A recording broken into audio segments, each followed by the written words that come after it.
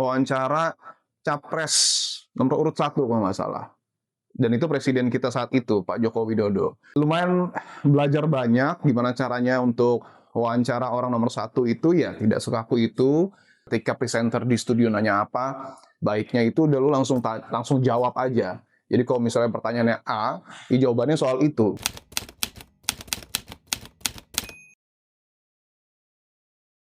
Nama gue Dipo Bahagia, bekerja sebagai jurnalis, kurang lebih sudah 9 tahun ya, dari tahun 2016. Kalau ditanya kesibukannya banyak, karena jurnalis itu profesi, tapi untuk lini pekerjaannya itu lumayan banyak. Gue itu bekerja sebagai produser juga, presenter juga, host juga.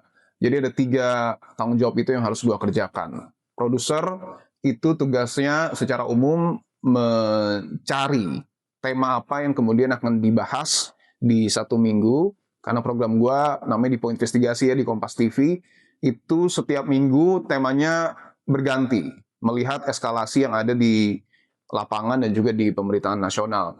Nah, untuk presenter tentu siaran, nah host yang lumayan sulit adalah host, karena seperti yang tadi gue bilang, program gue namanya Dipo Investigasi, ada nama gue di situ, gimana caranya gue harus benar-benar masuk di dalam program itu untuk kemudian menafsirkan beberapa elemen yang udah dibuat oleh tim terkait tema, treatment, penelusuran, investigasi, dan lain sebagainya untuk betul-betul diimplementasi di lapangan.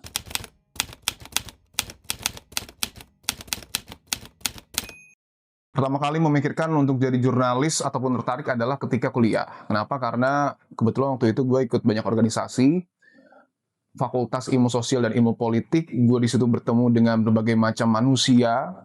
Ada juga ketua organisasi di sana, ketua himpunan, ketua badan eksekutif mahasiswa, dan gue melihat gaya berbicara mereka, public speaking mereka yang punya warna dari masing-masing kekhususan mereka. Di situ gue berpikir kayaknya menarik untuk mengeksplor lebih jauh soal public speaking. Kenapa? Betul bahwa tataran teknis, misalnya pengambilan kebijakan dan lain sebagainya, itu tentu penting ya, tapi instrumen pertama manusia ketika berinteraksi ya komunikasi, bahasa, kalimat gitu. Dan gue berpikir di situ karena gue juga cukup sering nonton televisi, khususnya berita, karena gue awam, yang paling memungkinkan untuk mengeksplor itu bagi gue adalah jurnalistik.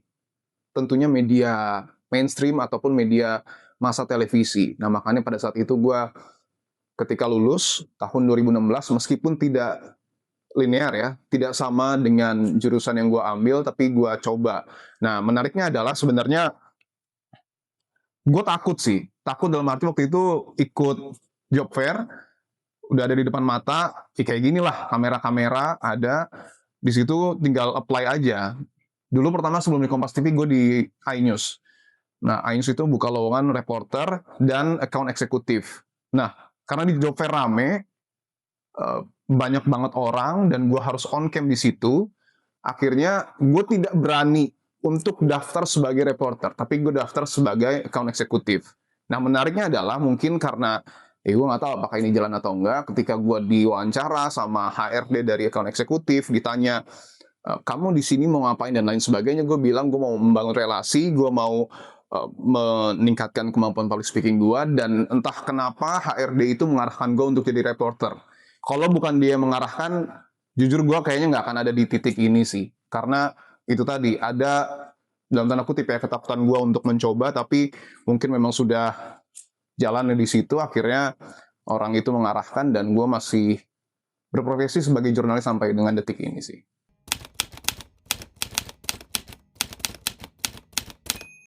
Kesan pertama, jujur gue nggak mengingat semua sih, tapi yang pertama kali ingat itu kurang lebih gue baru mungkin seminggu atau 2 minggu ya. Jadi jurnalis, kan kalau biasanya jadi reporter itu kan ada tandem dulu lah, nggak langsung dikasih live report atau lain sebagainya. Nah di situ gue liputan di Masjid Istiqlal. Nggak ada proyeksi gue akan live report di situ, tapi ternyata reporter yang lebih senior itu nggak bisa masuk ke dalam, karena saf untuk blockingan live ternyata itu laki-laki. Sementara reporter senior gue itu perempuan. Nah bingung nih kantor, akhirnya gue disuruh. Itu jujur agak jelek ya, karena kan gue baru 2 minggu ya, ya belum sebulan lah, belum sebulan tapi gue harus live di situ ya untuk RCTI ya. Kurang lebih semenit 2 menit. Pendek, cuman di tengah lautan saf itu gue lupa deh mau sholat Jumat kalau nggak salah atau sholat Id ya. Dan gue harus live di situ. Itu yang pertama. Kemudian yang kedua, 2 tahun berselang itu kalau nggak salah um, MNC itu dapat kesempatan untuk jadi tuan rumah lah untuk debat pemilu pilpres. Nah di situ ditugasin kan banyak TV, jadi setiap debat itu gantian. Nah itu minggunya MNC, gue 2 tahun jadi jurnalis, gue langsung wartawan istana dan kebetulan lagi karena jadwalnya pas di situ tuh ada tugas untuk wawancara capres nomor urut 1 kalau nggak salah. Dan itu presiden kita saat itu, Pak Joko Widodo. Nah di situ karena gua masuk siang, wawancaranya sore, akhirnya gua lah yang ditugasin. TV-TV lain cuma nunggu di luar, gue masuk tuh, masuk sendiri. Bukan karena apa-apa, emang karena tugasnya, tapi itu kesempatan emas menurut gua bisa wawancara presiden sendiri. Masalahnya presidennya nggak cuma sendiri, guanya sendiri. Presiden itu sama Bu Iriana, sama Bobby, dan sama anak-anaknya, sama cucu-cucunya. Gua ini kan lumayan kaku ya, lumayan nggak bisa bercanda lah. Makanya program sekarang yang gue dikasih sama Kompas TV juga investigasi gitu, nggak ada bercanda-bercandanya. Nah di situ gue lumayan belajar banyak gimana caranya untuk wawancara orang nomor 1 itu ya tidak sekaku itu, tapi juga bisa lumayan bercanda lah, misalnya nanya soal Jan Etes, karena waktu itu Pak Jokowi sama Jan Etes itu kan sohib banget lah, sering main bareng gitu. Ya lumayan banyak belajar di momen itu sih. Itu untuk awal-awal ya, untuk awal-awal.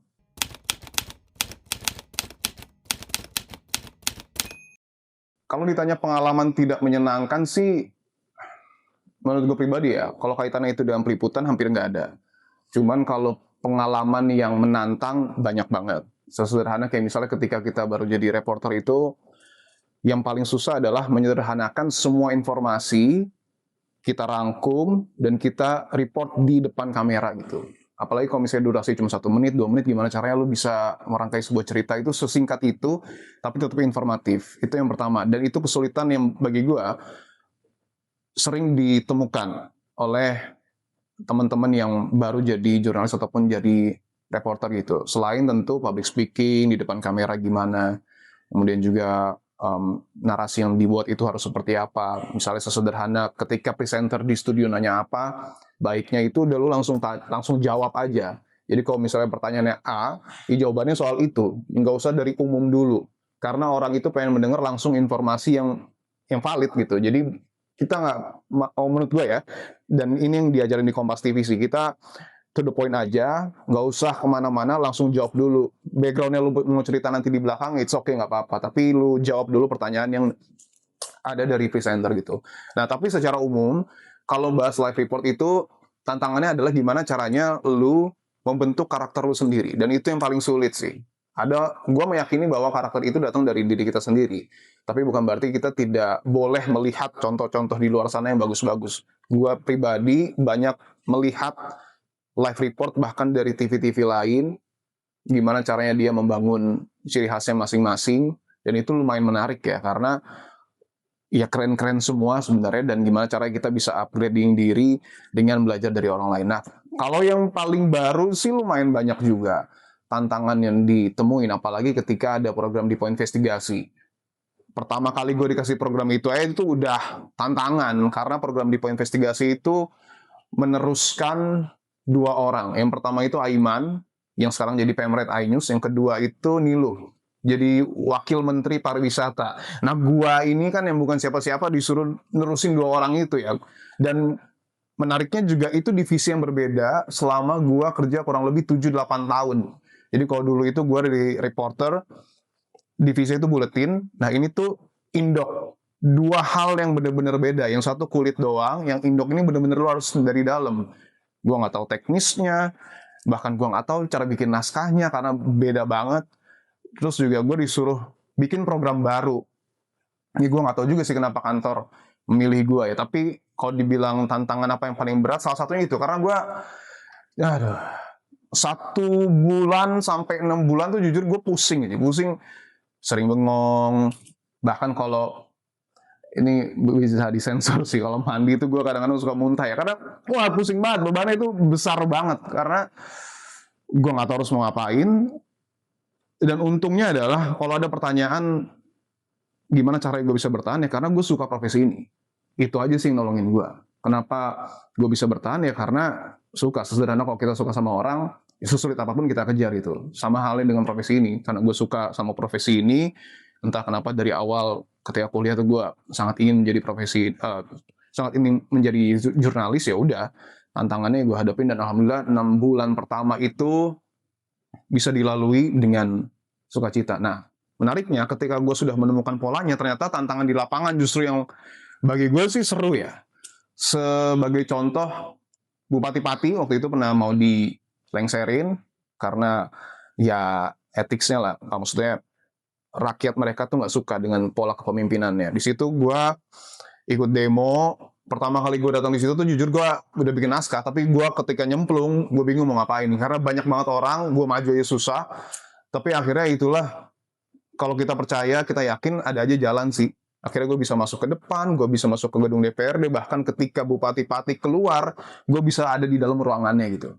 Sampai dia masuk mobil barakuda, ketemu warganya, ditimpukin. Gue nggak tahu kalau bakal ditimpukin. Gue di sebelah mobilnya, ya kan gue butuh audio dia ya. Meskipun pakai speaker, tapi tetap lebih baik ketika gue memperlihatkan secara visual, gue mencoba mengambil suaranya. Baru 1-2 kalimat tuh langsung ditimpukin. Dan itu abis sih kalau ada batu aja. Nah, untungnya gue tuh lumayan amazed juga sih sama warga Pati. Meskipun dilemparin ya mungkin nggak boleh ya, tapi yang dilemparin itu semuanya gelas aqua. Paling parah botol plastik, tapi ya gue sempat kena, tapi ya nggak masalah karena cuman air. Setelah itu bupatinya mundur. Itu yang lumayan jadi tantangan ya. Cuman justru gue hidup tuh dengan hal-hal seperti itu lagi. Gue hidup dengan adrenalin. Justru gue paling males ketika flat-flat aja gitu. Nah, ketika ada kejadian besar kayak gitu, justru gue bingung, tapi apa ya, terpanggil gitu untuk ya udah ayolah gas. Daripada gue udah susun rapi tapi nggak ada bumbu-bumbunya, tuh malah greget sih. Itu satu. Yang kedua, kalau masih inget demo akhir Agustus ya kalau nggak salah, itu juga lumayan kacau sih, kacau itu. Jadi gue di depan Mako Brimob ya, yang lurus terus dari Tugu Tani, gue di situ. Nah, berbekal pengalaman gue di Pati, mungkin gue agak besar kepala tuh, nggak pakai helm, nggak pakai masker. Kanan kiri gue nih pakai helm semua, pakai masker, lengkap lah.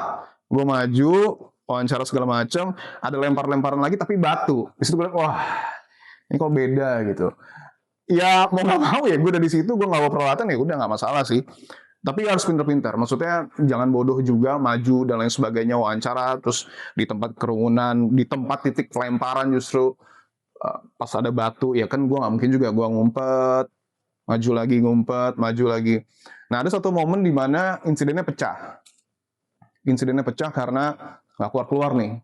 Kan waktu itu ada satu ojek online yang meninggal ya.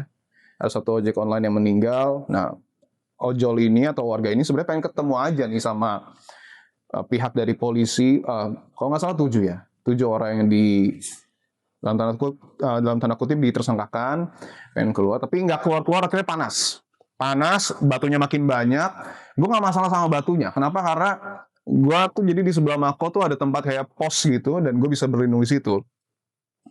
Tapi karena semakin panas, dan yang gue soroti ya, sorry to say, tapi polisi tuh bagi gue saat itu, dan di momen sebelumnya, jujur gue kecewa karena sebagai seorang yang harusnya mengamankan masyarakat, justru mereka tidak bisa mengendalikan emosi dengan baik.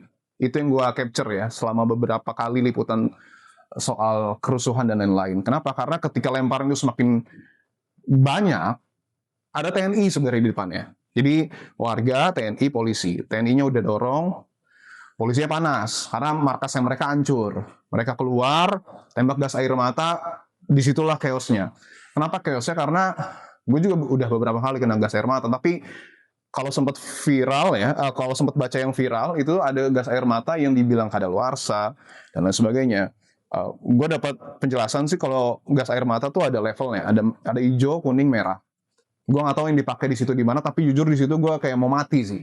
Nah, tantangan terberat itu muncul ketika kondisi tidak terkendali. Masa melempar, betul ada TNI yang mencoba menenangkan ya, tapi masa tetap melempar batu, Makobrimob makin hancur, dan polisi, seperti yang tadi gue bilang ya, kelihatan emosinya sih. Kelihatan emosi banget karena kalau mau di capture juga gue sempet berhasil ngambil gambarnya ya. Ketika mereka itu nembak gas air mata tuh, bagi gue itu sangat-sangat, mohon maaf ya, agak membabi buta sih.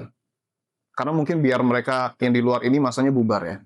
Tapi yang jadi bahaya adalah, yaitu karena gue paling belakang mundurnya, jadi jadi ini Makobrimob, nih warga mundur, gue di sini kejebak. Awalnya gue mau on cam dulu nih, karena waktu di Pati juga sempat ada gas air mata, gue masih kuat. Gue mau on cam, nyangkut di tenggorokan. Gue nggak bisa ngomong, bahkan gue nggak bisa napas.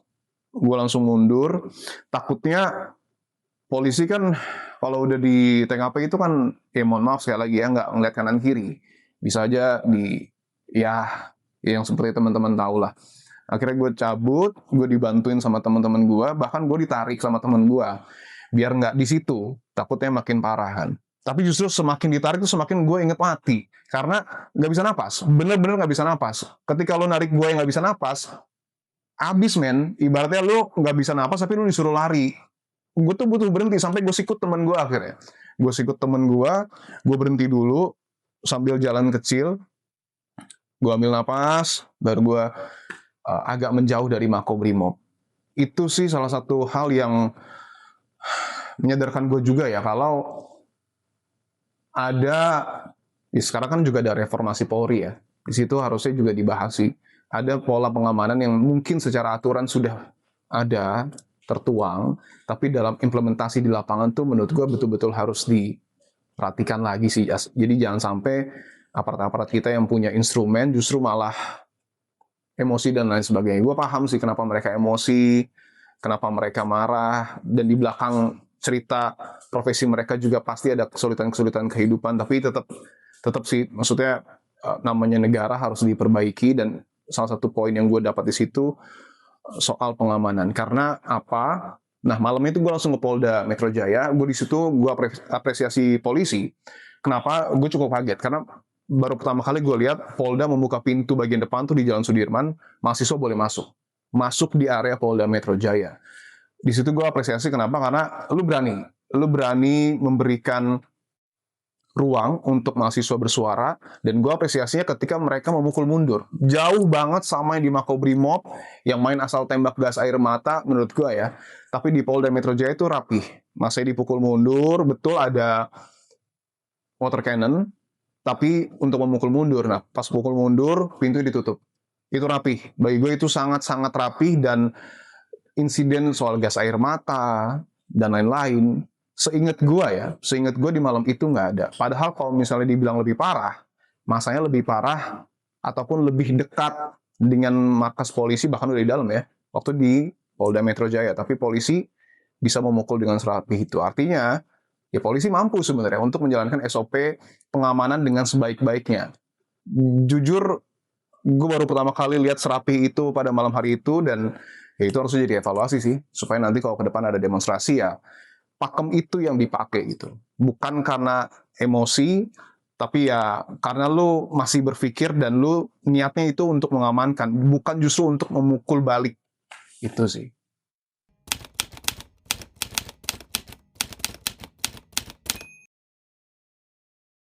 Yang pertama sih gue waktu kuliah tentu melihat jurnalis itu dalam tanda kutip ya, hanya sekedar profesi yang seru, menarik, karena gue masih ingat ketika gue pertama kali jadi jurnalis tuh yang gue seneng adalah gue bisa masuk ke pintu manapun, ke pintu yang paling bawah lah di tengah masyarakat, bahkan ke pintu yang paling atas di istana dalam tanda kutip ya, dan bisa ada di momen-momen penting. Gue dulu hanya berpikir seperti itu, dan memang itu bukan didukung ya, tapi sejalan lurus dengan waktu itu kan gue reporter ya, dan masih di divisi buletin. Bagi gue buletin itu penuh dengan kecepatan. Jadi artinya ketika ada satu kejadian, inti poinnya adalah kecepatan, bukan kedalaman. Dan itu yang gua dapat mungkin dalam 6 sampai 7 tahun. Tapi ketika gua khususnya udah masuk ke Kompas TV, terus juga sudah pindah divisi, gue tuh baru menyadari bahwa ini tuh bukan sekedar profesi, tapi apa yang dibilang orang pilar keempat demokrasi itu betul. Apalagi ketika gue masuk divisi Indok dan gue punya program di investigasi. Kenapa? Karena di situ gue baru merasakan bahwa profesi ini bisa menjadi kendaraan yang paling baik untuk menjadi penyuara orang-orang yang tidak bisa bersuara, untuk menjadi instrumen memperbaiki negara lah. Mungkin itu terlalu berat, tapi paling tidak dengan informasi yang disampaikan itu bisa menjadi gambaran bahwa demokrasi yang ada di negara kita itu masih berjalan atau tidak. Lebih ke ternyata esensi jurnalis itu ya tidak hanya sekedar yang gue bilang tadi, public speaking, live report dan lain sebagainya, tapi lebih dalam dari itu. Dan ya bersyukurnya semakin dalam gue menyelam, justru ya gue masih ataupun semakin menikmati kedalaman itu sih. Ya nggak tahu kalau beberapa tahun ke depan sih gue berharapnya masih dengan perasaan yang sama sih.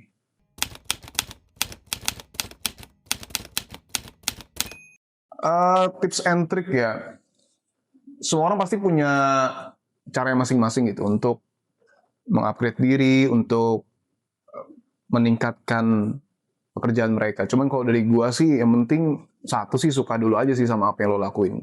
Sama yang tadi gua udah bahas di awal, kalau kita udah suka, ya kita tidak, satu yang paling simple itu kita tidak akan mengeluh kalau kita ketemu cobaan, dan kita betul-betul akan menikmati ketika ada sesuatu yang ada di depan mata, ketika memang penting untuk digarap.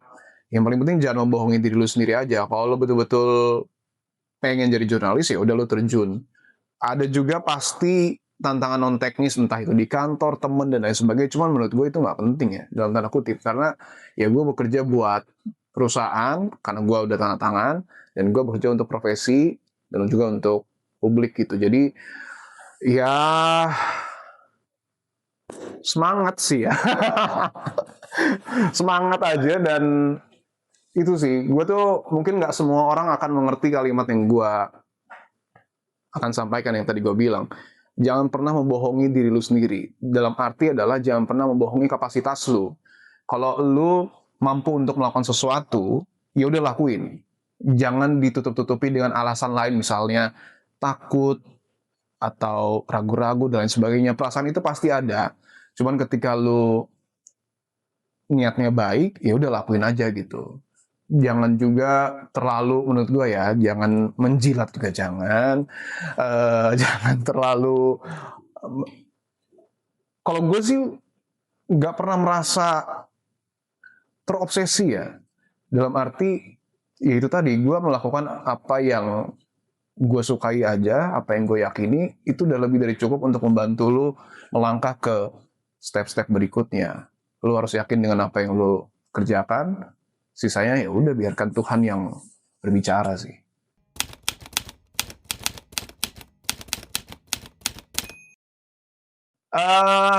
Pesan-pesan, jaga ekspektasi. Kenapa? Tidak selamanya yang terlihat di layar itu nikmat. Jadi kalau misalnya dilihat di layar oke dan segala macam, tapi di balik itu banyak perjuangan yang betul-betul mereka lakukan sih. Jadi kalau kita melihat orang misalnya live report di luar negeri, atau misalnya liputan di istana atau di bencana, percayalah bahwa sebelum mereka berdiri di hadapan kamera, banyak hal yang membuat mereka pusing, banyak hal yang membuat mereka ragu, banyak hal juga yang membuat mereka nggak yakin. Artinya apa? Ketika misalnya betul-betul mau, seperti yang tadi gue bilang, ya all out aja gitu. Karena banyak juga yang bicara misalnya ya, mohon maaf, soal kesejahteraan dan lain-lain. Ya kita tahu lah, saat ini nyari pekerjaan nggak gampang. Dan jurnalis juga bagi gue pribadi, mungkin sebenarnya masih bisa apa ya, diperhatikan lebih jauh, entah itu oleh pemerintah atau apapun yang lain itu.